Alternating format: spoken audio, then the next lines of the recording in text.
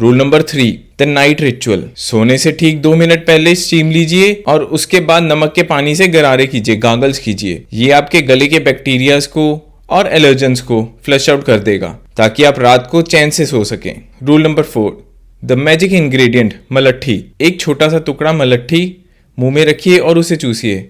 मलट्ठी is a natural ब्रोंकोलाइटर। ये आपकी सांस की नली को खोलता है और ये साइंटिफिक एंड इफेक्टिव है।